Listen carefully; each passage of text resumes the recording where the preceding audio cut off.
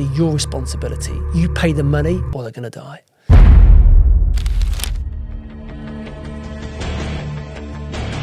The first question I ask the family or the company is, what are you willing and able to pay? We want the kidnappers, the hostage takers to think that they've got every last bit of money out of the family or the company, or there's no more money coming. Dealing with the kidnappers is relatively straightforward. Dealing with the family and the business, that's where the fun and games really is. What are the closest you've come to losing your shit?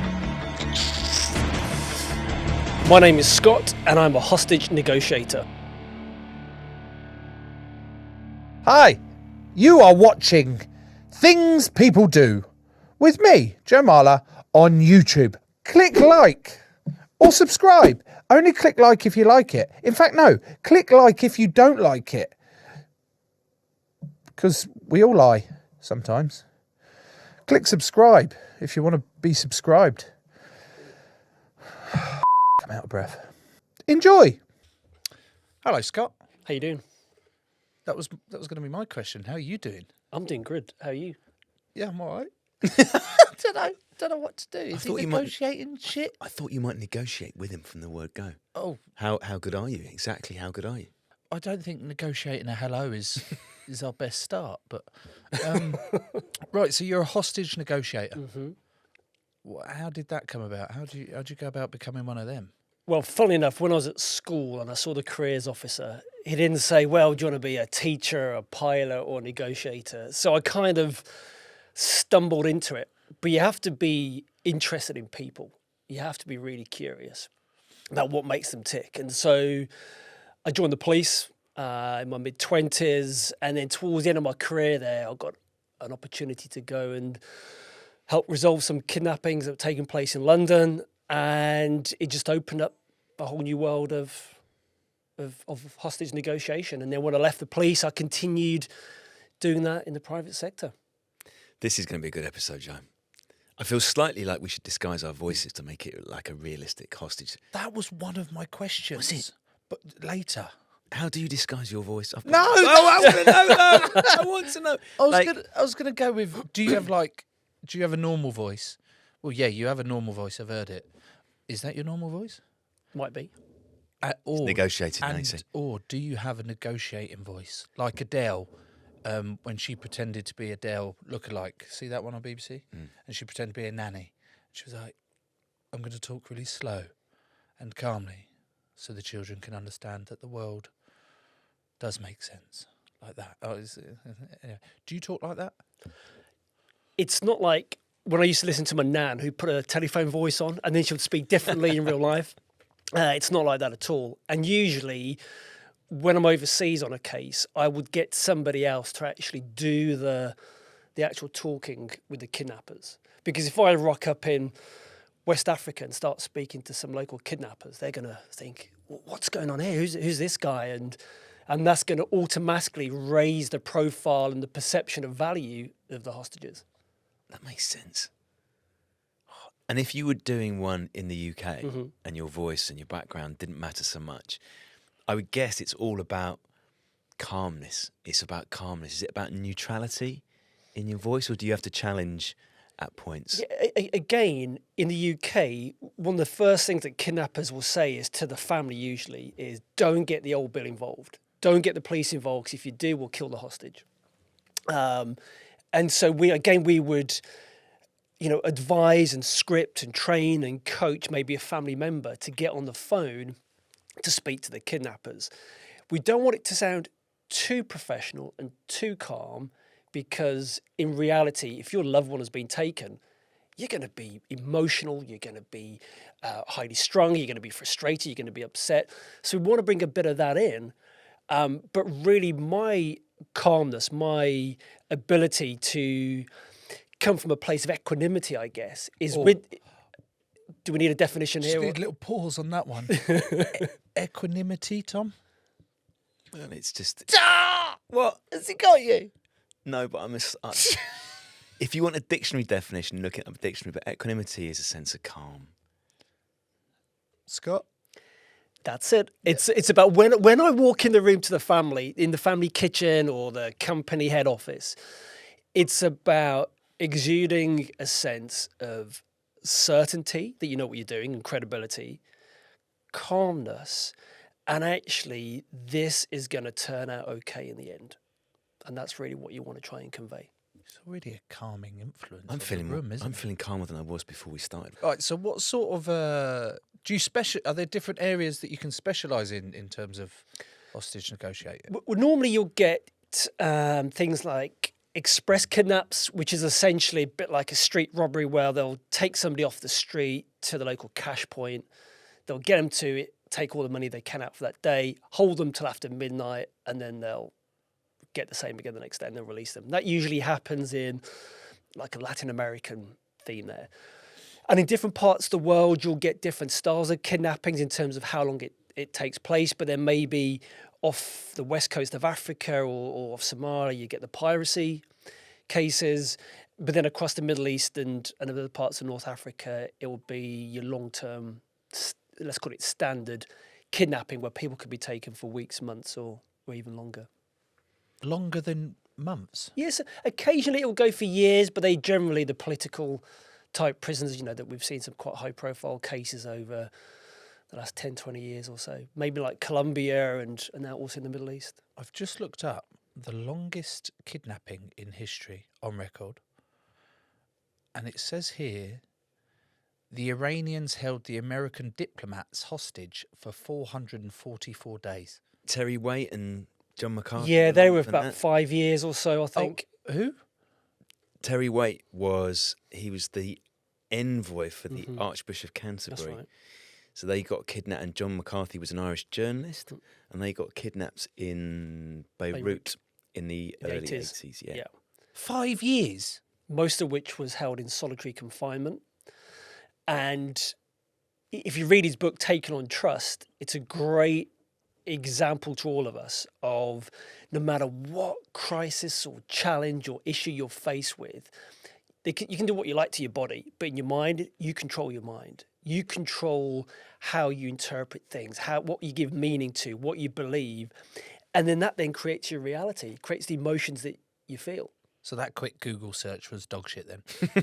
So that's lied to me. 5 years is the answer to that one for me. Who's getting kidnapped in Britain? How does that work? It used to be, or still is, I think, criminals kidnapping other criminals. Oh. We used to call it bad on bad. Drug dealers gets it ripped off, or there's a lack of respect, and they'll take maybe a family member of another drug dealer.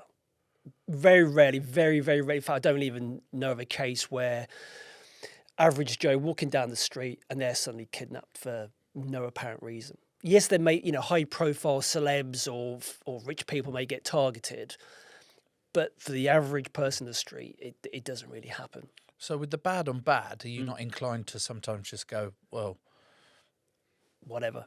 let them be? I'd love to say yes. It was like, well, you crack on, boys. You sort it out amongst yourselves, and invariably they would sort it out themselves afterwards. But it's about suspending that judgment. Because if I start passing judgment on, well, you're worthy of a negotiation, but you're not, it kind of doesn't really work long term, really. Oh, okay. So we're happy to help the baddies. Plus, I'd probably go to prison for misconduct in a public office. We don't want that. If I did, well, I didn't at the time. No, we don't want that. We don't want that. Shall I kidnap you? Shall we do a little bit of role play? Shall I Who's kidnap more valuable? Like you or me? What assets? Yeah. Or just in terms of, profile. If I'm kidnapping you for profile, it's probably more likely to get in the papers that England rugby player Joe Marler has been kidnapped. Do I want that in the papers, or do I want to keep it quiet, Scott? You want to keep that quiet. So Joe is better off So I'm kidnapping kidnapping me. you, and that's easier as well. 'Cause Smaller I space. can just stuff you in my rucksack. I'm not eating as much, am I? So I've nicked Tom, Mm-hmm. and I'm then asking for £50 million in lira. What's that equivalent? Anyway, 3 shipping containers worth. Yeah. okay, so 50 mil in lira, or he's dead. Is that a good? Who you're asking? You're asking the family? You're asking the Would they be that company, bothered? or? They'll be bothered, but the secondary point is, would they have access to 50 million lira? 50 million pounds in lira? That would think would be the issue. They'd be bothered, Would they have the means? They'd definitely be bothered. Some of them. Less. Here's the thing, though. The first question I asked the family or the company is, what are you willing and able to pay? So it could be the demand is for $1 million. But if it's a poor family, you could probably get 10,000 together or 5,000 together. The kidnappers can threaten all they like, but they're not going to get it. They can only get what the company or the family are willing and able to pay. And just because somebody's worth 10 million, that could all be tied up in a company or share options or property, and that can take months to liquidate. And so that helps us in the negotiation to go, well, actually, kidnappers, we can't get you $1 million, but what we can do is we can give you 30, 40, 50,000 this week. And that's cash on a table in a room somewhere that's going to get put into a bag and it's going to be dropped off somewhere, and that's hard cash for the kidnappers. Right, so I've bunged Tom in my bag. I've taken him to my den, and Am I got like a gag in my mouth? Like, "Oh, have I recognised you as Joe? yeah, you know it's me because I've just come up to you and gone, "Oi, you're getting in my bag." What point do you think I'd realise it was a kidnapping and not just some night out we were having? Well, after the third day, when I haven't given you any food or water. Yeah. Okay, oi, shut it. You're in the bag. He's in my den. Right, I'm calling his family. I want 50 million lira, or he's getting it. Who calls you? Because surely his family would then just go, "Oh shit, we've got to call the police," because I've put on a voice so they don't know it's me. I've got, you can, fuck, what's that voice then? So you've done one of the voices you've done frequently on the podcast. Have I? Okay, So the voice recognition will go, hey, it's Joe. All right, okay. Hello. Again, what about... I would like to inform you that I have stolen your son, and he is now in my den, and he is in my possession. Yeah, I would like 50 million pounds, Perfecto. but in lira, or he getting it. And they go, "Oh shit! Oh no, Thomas, he's been fucking kidnapped. Oh my god, they're asking for this." They got him in Sri Lanka. They call him. And they call the police, do they? If it was in this country, yeah, and the police would get involved. If it was overseas, probably not the police. It would be through an insurance company, because people who travel in these parts of the world, if you're going to travel overseas to a high-risk area, you're probably going to take out some, just like you would car insurance or travel insurance, you take out some kidnap insurance. There's a kidnap insurance. Yeah, special risks it's called. How much is it? It depends on what premium, what you want to be insured for.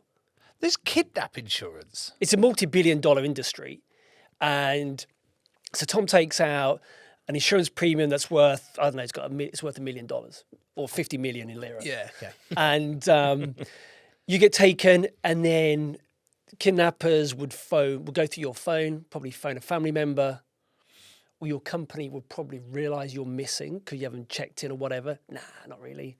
And then eventually it'll come through to a call centre, like you would your car insurance or house insurance, and I'd get the phone call going, this guy Tom, he's been kidnapped, we've had this demand. I'd jump on a plane or jump on the phone and come and sit with your family or the company, and then wait for the call from the kidnappers again, and we'd put together, what are we going to say, blah, blah, blah. There are so many cliches, Joe, that we are both familiar with from films and TV shows about kidnapping. One of them, Scott, is the first 24 hours are the most important. Oh, yeah. True or false? True, because if you can it's that hurry up and wait, which sounds a bit, counterintuitive, but we want to move quickly, very quickly in those first 24 hours. We want to be able to control the communications. We want to shut down the descent that the kidnappers will try and, the divide and conquer type approach. So we want to try and streamline it into a single communication. We want to get like a little team together, some family members or the company, and going, right, we're going to be a little decision-making team. And then we're going to get ourselves in a good position so when the phone call does come in, we're all good. And I've kind of gone through the likely threats and the demands and how this is usually going to pan out. So by the time that first call comes in, maybe 24 hours, 48, a week later, everybody's on board. Everybody knows what's going to happen. and you can resolve it better rather than trying to play catch up. Well, they've already spoken to 3 people and they've all promised them different amounts of money, and it's just a nightmare to try and get the cat back in the bag, so to speak. Do you ever I thought rule number 1 of hostage negotiation is never give them what they want. That's right. Oh, that is right. Yeah. Oh, good. I should watch more films. But do you ever give them what they want? Nope. If it say the ransom was actually 50 grand and the family can pay 50 grand, do you ever go, well, if you've got 50k, just chuck it in? The danger if we pay that 50 grand straight away. Well, you tell me, what do you think is? So the demand is 50 grand for Tom. Oh, it's dropped considerably, hasn't It it? is. More But no, realistic. 50 million lira, that is about 50 grand, isn't it? Oh. And it's, okay, we've got 50 grand. Let's pay it. What do you think of the challenges? Well, of it's that just are? straight away the kidnappers going, oh, fuck that one up, because that was a bit easy. So then they go and tell you what, I'm going to keep them, give us another 50. You just undervalued them, haven't you? That's exactly. So it. It's like they'd bidding for a probably do it house. again. Well, this is it. It's like when you're in a negotiation on anything, could be buying a car or a house, and somebody really quickly agrees to your deal. You're like, oh, I could have asked for more. And so if we pay that money straight away, the kidnappers, as you said, are going to go, oh, well, thanks for the down payment, and we're going to keep hostage the courier who's dropped the money off. So now we've got 2 hostages. Doubled up. The family have lost the money they had. We call it doubling, and it does happen, but not if you spend those first 24 hours implementing a bit of discipline into your communications. You've got to have a plan for what you're going to say. And so what we call it squeezing the orange. We want the kidnappers, the hostage takers, to think that they've got every last bit of money out of the family or the company, or there's no more money coming. Because if you think there's more money on the table in a business deal, you're going to hold out for more. It's the same if you're going to sign an athlete or a sports person. I don't know why he looked at me. Athlete, yeah, you call it that if you want. But it's like, if you think there's money left on the table, you're gonna stay there until you've got whatever you can out of the deal, and there's no difference. Next cliche from me, Joe. The demand, Scott, if we go back 40 years, is coming on a piece of paper with letters cut out from a newspaper. If it's an audio one, it's done using an old-fashioned telephone with a handkerchief held across the mouthpiece. Yeah, I don't think I've Never experienced come that. across them ones. Funnily enough, we had one case where there was a handwritten letter and there was a thumbprint with a bit of blood and of the hostage, just to prove a bit of a DNA check, proof of life, essentially, and the handwriting analysis. So we did have that, but no, it's usually just a phone call, plain and simple. So that proof of life thing Yep. is a genuine thing. You have to go, well, hang on, how do we know you've got him? Before we make any offer for the 50 grand, say, before we even enter that, we go, well, we want to know Tom's alive and well. And you're the people who've got him. Because sometimes you get shysters who go, oh, I've heard that Tom's been kidnapped. We'll pretend to be the kidnappers. We'll phone the family or the company and say, yeah, we've got Tom. If you pay us, if you transfer, you drop off the money here, we'll release him. But actually, they're not the ones who are holding you. That's the smart move, Joe, isn't it? Why bother with the hassle of a kidnap? Be the middleman.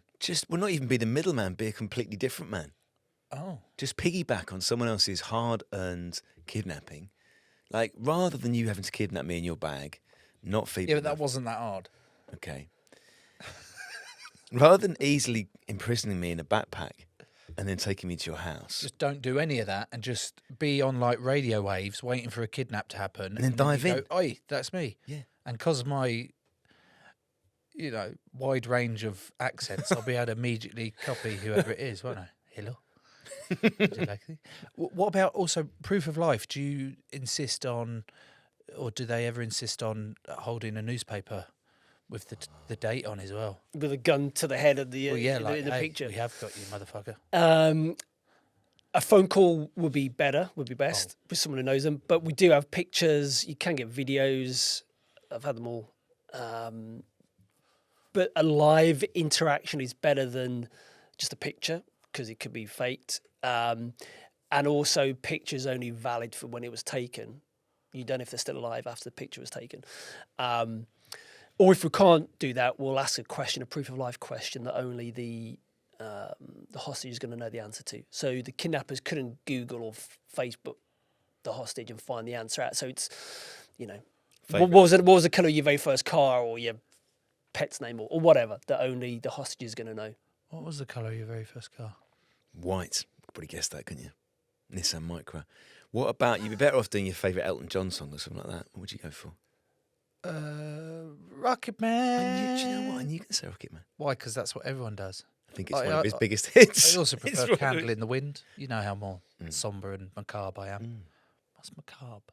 Obsessed with darkness and death. Do you know I only said macabre because it's got the same ending as sombre. I don't know why I said it. Rule number one. Goal number one of hostage negotiating.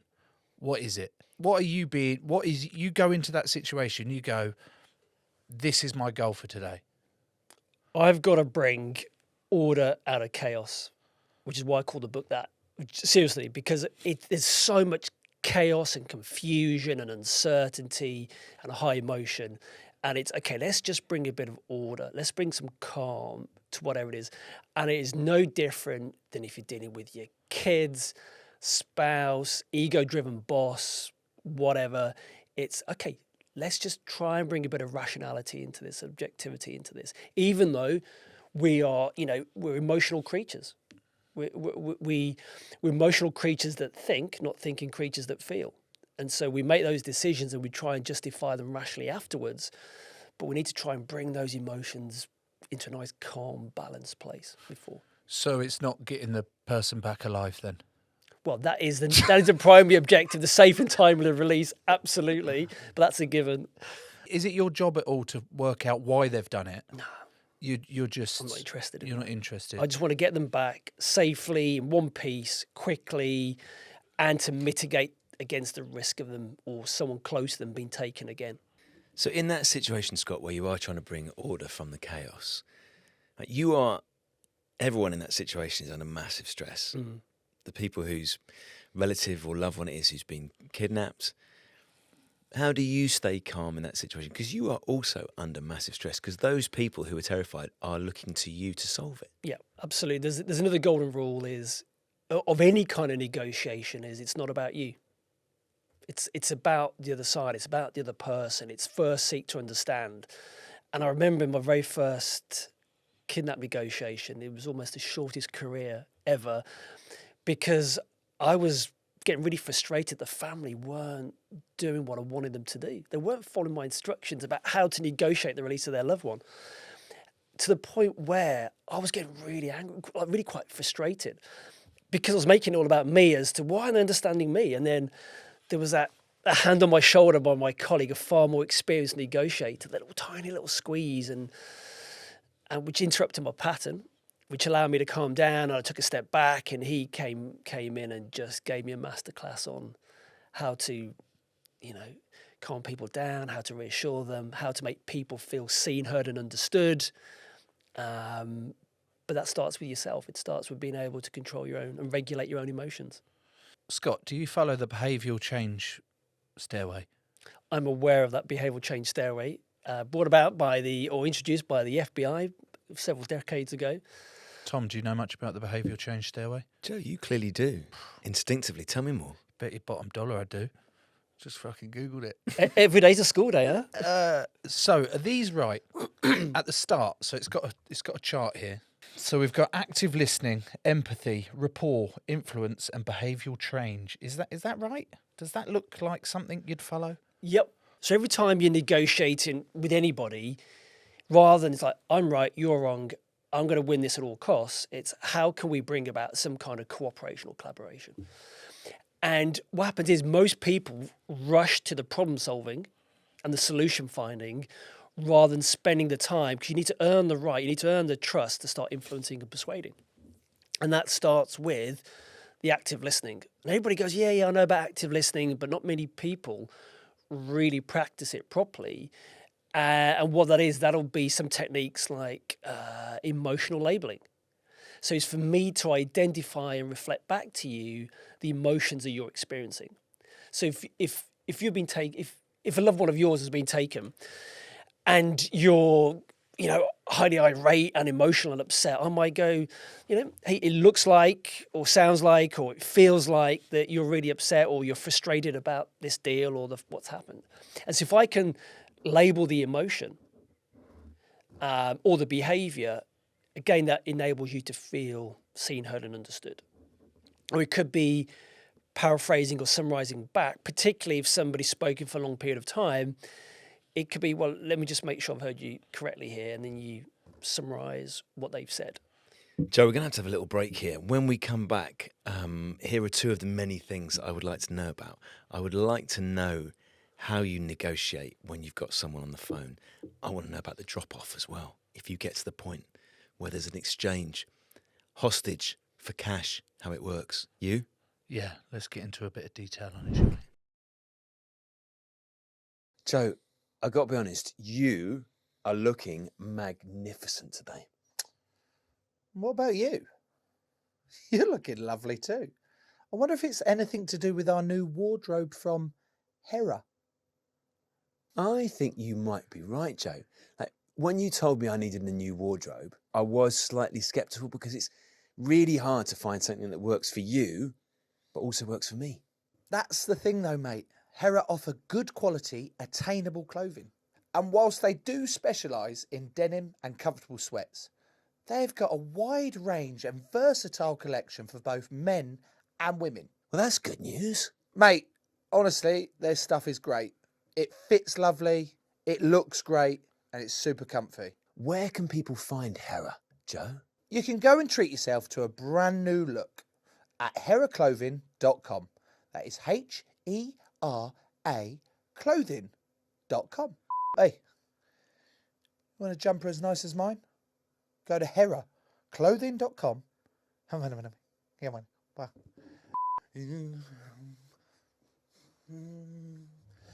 I'm dancing like this because I feel so good. And I feel so good because I've got my Hera clothes on. If you want to feel as good as I do, look as good as I do in this Hera hoodie that I've got, go to heraclothing.com. Hera. Hera. Hera. That's HERA clothing.com. Right, those were the ads. Scott, ever had a drop-off in a bin? Yes.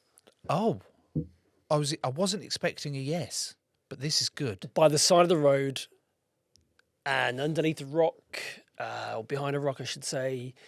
But it's not really like the movies where you're in the middle of the bridge, you're there with a bag, and the hostage walks towards you and you hand it over. You've got to be careful the snipers don't take you out and all that kind of stuff. It's not really like that. Normally what happens is you will take the money somewhere in the world. Always cash? Yep. I've heard of a couple of cases where they'll use payment apps, but really they just want cash, old school cash. What do you mean payment apps? Like, like- touch, what, Well, contactless? yeah, you could just bring your card. transfer money on an app or whatever. Revolut. Oh, right, okay, yeah, fair enough. Yeah. But they could be tracked, I guess. But so with cash, you drop it off, and then it'll be either hours, days, or sometimes occasionally weeks before the hostages come back. Which is why it's important, I mentioned earlier, about you've got to build that trust between you and the kidnappers. So there's no doubt that when you hand this money over, even though there's no guarantees, you've demonstrated trust over those days and weeks of negotiating that they're going to hand the hostages back safely. Because you could think, in theory, they'll take the money and run, kill the hostages. But here's the thing, there's a 93% chance of the hostages coming back through a negotiation. It's the most unregulated, dangerous, ungoverned industry in the world, but it works 93% of the time. Why? Because it makes good business sense for everybody. It self-regulates, if you think about it. The kidnappers get paid, you get professional negotiators who come in who prevent obscenely high ransoms being paid. And as I said, 93% chance of people coming back. So the chances of it ending successfully are high. So I thought like the kidnappers might, on the flip of it earlier when we spoke about never agree to what they're they're asking for. Not quickly anyway. I thought the kidnappers, by handing over the hostages every time, or 93% of the time, that they're actually then devaluing their power as a threat of, well, if you're always going to do it once we negotiate the situation, surely sometimes they've got to, excuse the pun, it's not a pun, pull the trigger. Well, it's in the interest of the kidnappers to look after and release the hostages, because next time they do it, I'm going to have trust in them, because sometimes you see the same gang come time and time again in parts of the world. And also they'll get a reputation in the area of, yeah, okay, they may take people, but every single time they treat them well, they feed them, they look after them, they get paid a reasonable but not obscenely high amount of money, and then they drop them off safely afterwards. So it's like effectively a business transaction. Now, if you're the family of that person or the hostage themselves, it's not the most comfortable or pleasant of experiences, but it ultimately is a business transaction. Fuck, I don't know about you, Tom, but I'm blown away by the sentence you said a minute ago that ended with industry, that it's termed the kidnapping what is actually an industry as a business. Now, I've got like a stereotype in my head, mainly from Man on Fire, one of my favourite films, Denzel, just brilliant, of Latin America. This being like a daily occurrence, and it's actually just another industry like you just described. It's more akin to, what's the film? Proof of Life with Russell Crowe and Meg Ryan. You've seen that film? Where, yeah, okay, I appreciate there's helicopter gunships and he has an affair with the hostage's wife, but that doesn't happen. Blah, blah, blah, yeah. But apart from that, the rest of it is where you fly in and you've got a few people trying to have you over, trying to make a quick buck. We call it the crisis within the crisis, where dealing with the kidnappers is relatively straightforward. Dealing with your own side, dealing with the family and the business or the company, with the egos, the internal politics, the resentment, the family feuds, the competing priorities, that's where the fun and games really is. And I have to stay switched on the ball, the sense of sensory acuity of what's going on, who's doing what. That's where the challenge is, and that's where you kind of earn your money, really, working with them and controlling them. Kidnappers, relatively easy. Didn't expect that answer, Joe. No, and the cynic in me now wants to ask you, what's to stop you and other negotiators teaming up with kidnappers? Inside job. And just going, well, this is part of the industry. So we know that the media fanfare, family issues, the other members of your team, whatever, that create issues. But actually you're in on it, and at the end of it, we know we'll go back and forth, jousting, but at the end of it, you just give me 5% because I'm going to make sure you get what you want and I'll get what I want at the end of it. It's something called life imprisonment, which really doesn't, or which doesn't really appeal to me. The leverage there is pretty that probably would do it. So if I upped it to 7%, or execution by firing squad in some parts of the world. So hey, I'm good. Just wanted to test your integrity. Yeah, it's non-negotiable, my Right. friend. In all seriousness, how do you decide your fee? Because I've put down in my notes here, like, do you, like a football agent, do you take a percentage of the overall deal, or are you a fixed amount? I've got to earn the trust of the family, and if the money I'm getting is indicative of where we end up, they're going to go, you're only holding this out so you can get paid more, or you're only trying to reduce this or whatever. So if you leave it another week, honestly, I could get an extra 50k on this. Just leave it a week. I know I've spoken. You're good. If we say a week, I'll give you an extra 5. Bum it. But yeah, okay. But when that doesn't happen. Then. It doesn't, because when you think about it, it's such a small industry, and we got told on when I first started doing this is that more people have been to the International Space Station than do this job full time. What? That a tier 1 professional kidnap and ransom negotiators, there's not that many. So if you start, shafting the system, so to speak, you'll get caught out and you'll be ostracized and you wouldn't be able to work because people would know what you're trying to do. And so you've got to play straight bat, I think is the metaphor. Scott, without naming names, obviously we're not going to put you under that, but can you talk about some of the most difficult situations you've found yourself in terms of hostage negotiation? Yeah, well, on every case, there's an NDA, non-disclosure agreement, signed. So, and that's why in the book I kind of amalgamate some of the case studies and went through about 5 different levels of lawyer to get it signed off.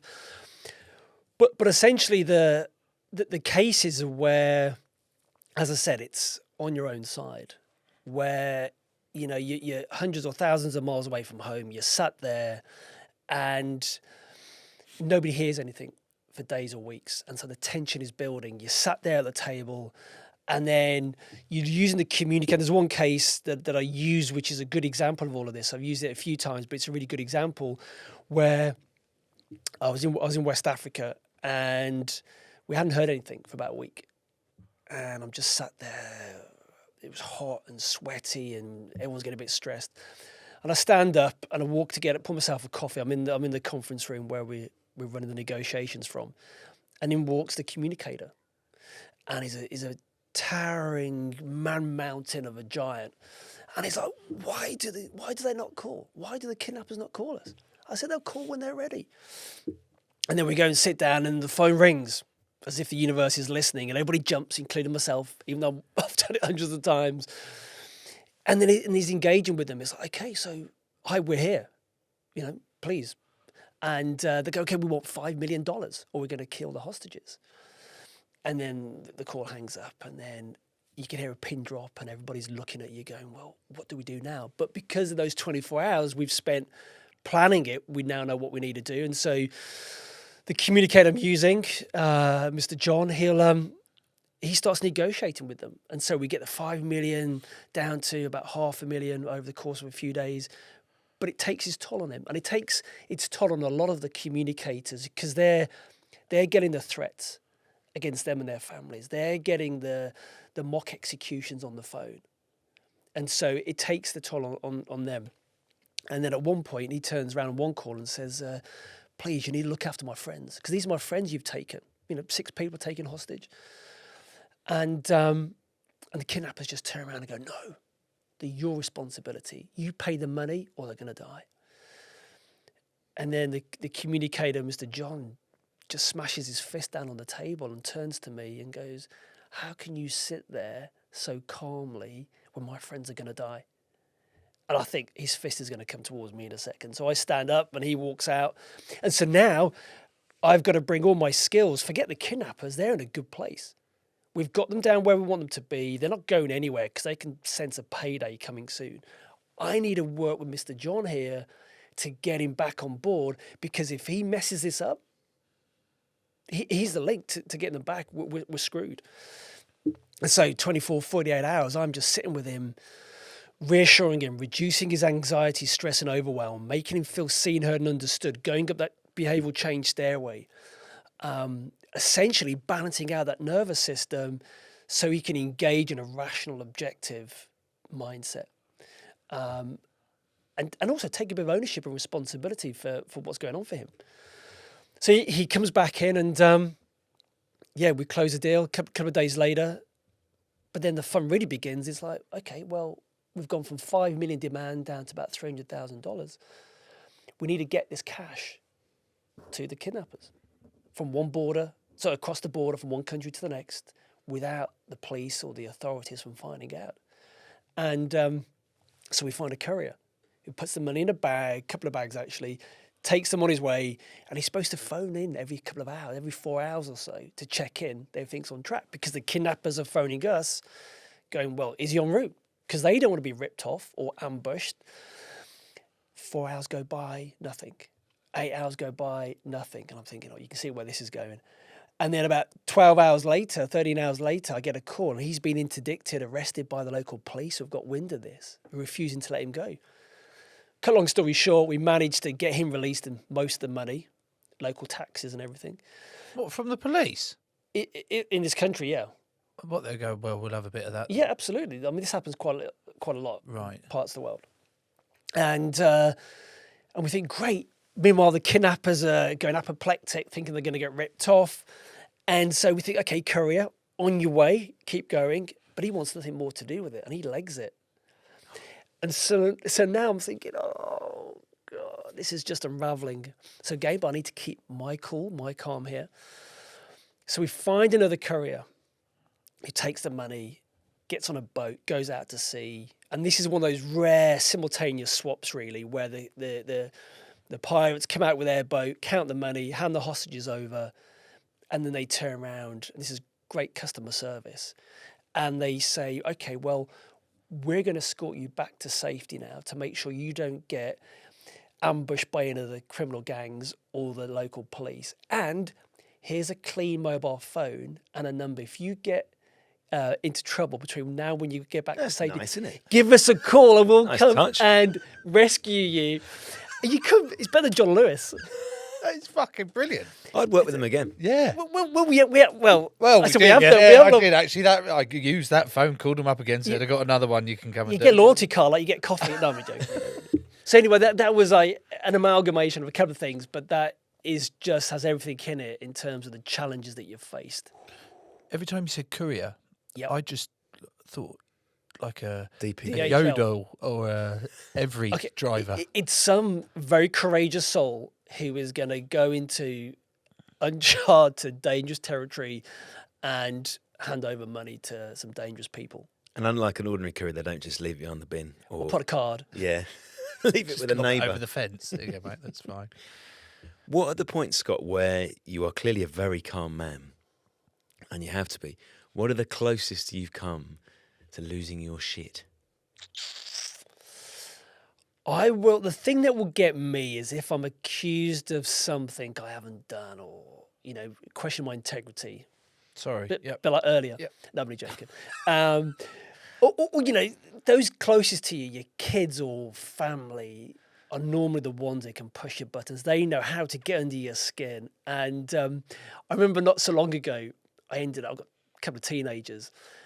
A typical teenage behaviour, I kind of pulled them up on it. And my daughter turns around and went, "Oh, you're such a hypocrite. You give all this great negotiation advice, but there you are shouting at me." And I went, "Really?"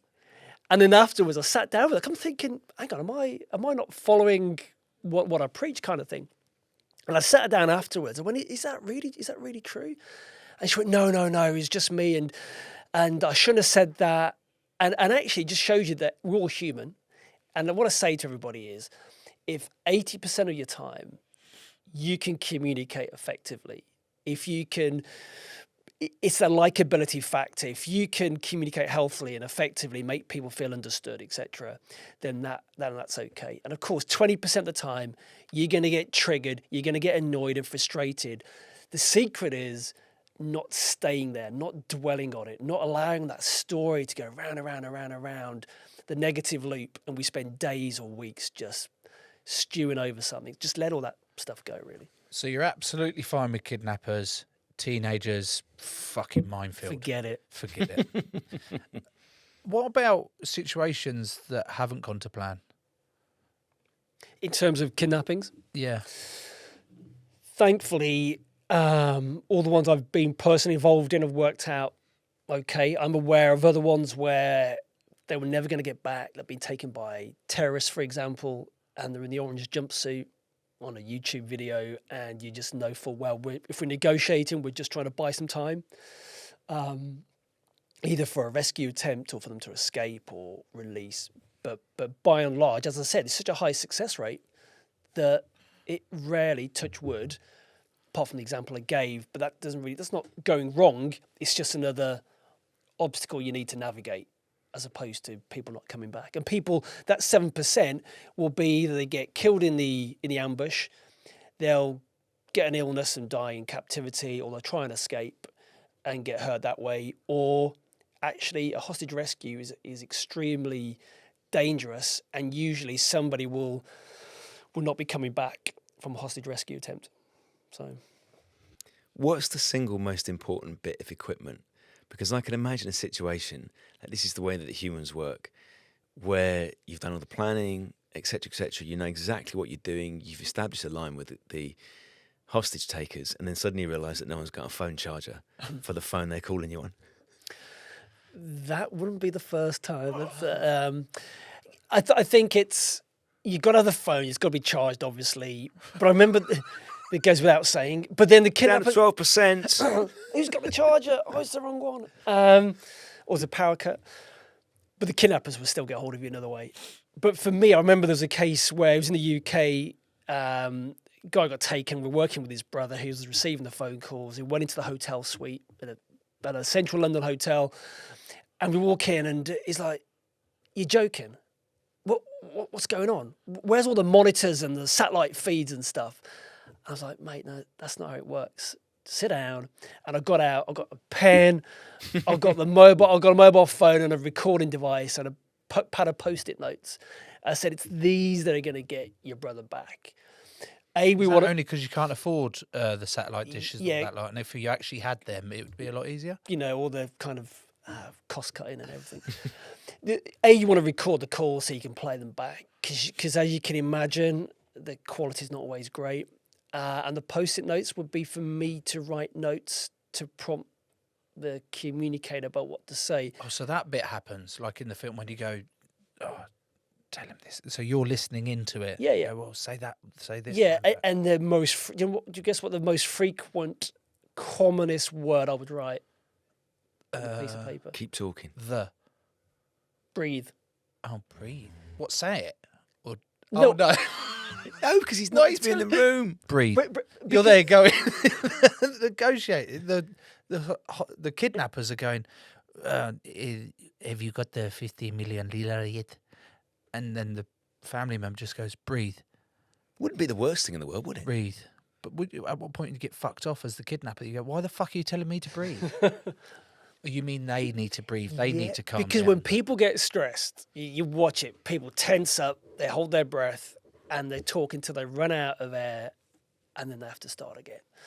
And so it's like, hey, just breathe, just chill the fuck out and calm down.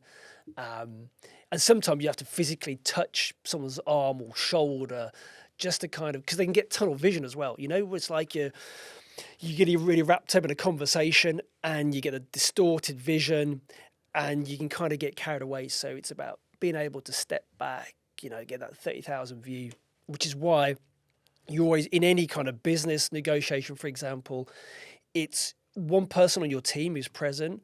Their job is just to observe because then they can spot the body language, the nuances, what's not said, the energy shifts, because that's all valuable information to go, well, actually, they're saying that, but their body language and their energy suggesting something else. But if you're immersed in it, you're not going to spot that. So having an observer, a spotter, so to speak, is invaluable. Recently, Scott, we had a mortuary technician on, and he was amazing to talk to, and he also exuded a sense of calm. But we talked about the effect that job can have on you and how you decompress and how you deal with it and how you step away from it. So for you, if you're involved in a really intense situation where you're having to display all those traits we've talked about, the calmness, where does it leak? Where does it come out? Yeah, it's a good question. Many years ago, I was taught a mantra that's served me well, which is to observe but don't absorb. So I can observe something, I can observe all what's going on, but I take a slight step back that I don't absorb it. So just like that mortuary technician who's seen death multiple times every single day, if they allow themselves to absorb it all, they wouldn't get out of bed in the morning. And so what that does, it actually allows you to bring a bit of compassion to yourself and to the situation, to the people, because you're not jumping in the river, so to speak, the emotional river that everybody else is in. Does that make sense? And so by taking that slight step back, it just means I can do my job properly. But then when I do get hit by the emotions, rather than trying to push it away or pretend it's not happening, or I want to go to a happy place, or it's all about unicorns and rainbows, it's not about that. It's stepping into the feeling. I say, feel the feeling and drop the story. So I feel whatever I'm feeling, but don't get het up as to why I'm feeling it, because all it is just a physical sensation. And eventually that dissipates, it calms down. And then when you balance out your autonomic nervous system, you can go, what was all that about then? You can ask better questions. Fucking hell, where did that come from? Or what was I missing there? Or what can I learn from that situation? And again, you can apply that to life. You know, you get triggered by something on social media or what somebody says, and rather than jumping into it or stewing over it, you can take a step back and go, okay, let me feel that agitation, but don't get het up and keep playing on loop in my head. And then from that place, you can go, okay, well, what was all that about? For most people, though, that has to be a learnt skill, doesn't it? So Practice, is that yeah. something that you had to learn, or do you feel like growing up you actually had that? Probably an element of both, but it's certainly a trainable skill. And I always say to people, they go, okay, what can I do to improve all of this?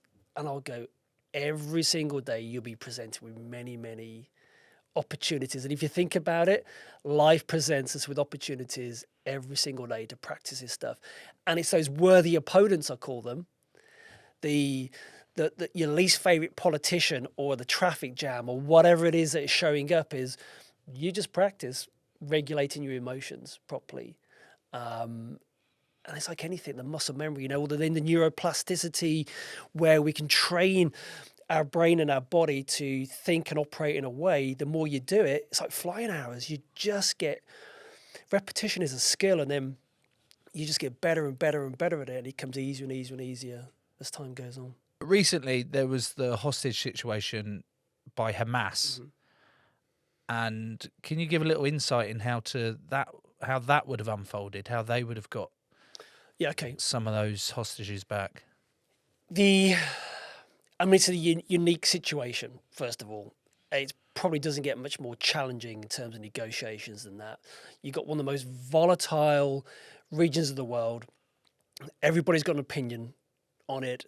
You've got multiple actors, state and otherwise, geopolitics, and you've got 100+ hostages, from babies through to the elderly, being held in an active war zone. So, you know, good luck with that one. And so it's slightly different, but what it comes down to is, this is where the Qataris and the Egyptians came into their own, really, is they are the ones that have the trust with the Israelis and the Americans on one side, and then Hamas and others on the other.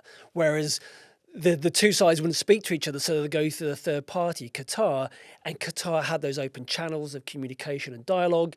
They already had the trust because Doha, the capital of Qatar, has got the political offices of Hamas and other groups, as well as the largest US military base in the region. And so they're really the mediator, the go-to mediator there. So it's open channels of communication. They've established trust. And they've got the sensory acuity to know what is going to work for both sides. And so it's a slow game. On one false move, or it's expecting that things will go wrong. Neither side needs to overreact.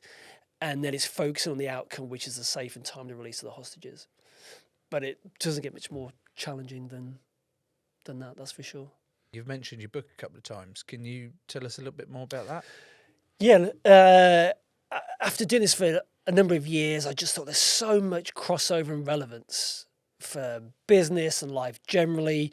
I just started capturing a couple of ideas and themes and patterns that I was noticing. What were the people and the teams that succeeded in these negotiations? What were they doing that those who didn't succeed? And I captured those and I put it into this book. And it's all about how to become a better negotiator, how to thrive mentally in times of challenge and crisis and uncertainty.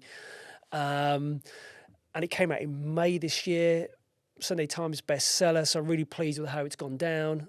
It's called Order Out of Chaos. Order Out of Chaos. You brought one copy with you, Scott. I'm hoping that's for either me or Jojo. You prefer the audiobook anyway, would you? Yeah, much better, because I've got better ears than my eyes, believe it or not. So no negotiation required for the book. No. However, Scott, at the risk of detaining you further, Joe and I may have issues both in our professional and private lives where we could do with a negotiator. Any chance of mates, rates, or a one-off drop-in service? You pay for what you get. Shit. And there's a high premium for this level of service. I probably won't give you a call, Scott, if that's all right, because you've said you're fine with kidnappers, but shit with teenage kids, and that's where I find most of my issues negotiating with my kids. But if you're saying there's some crossover in your book, I look forward to listening to it. Thank you very much. Scott, thank you so much for You're coming on, mate.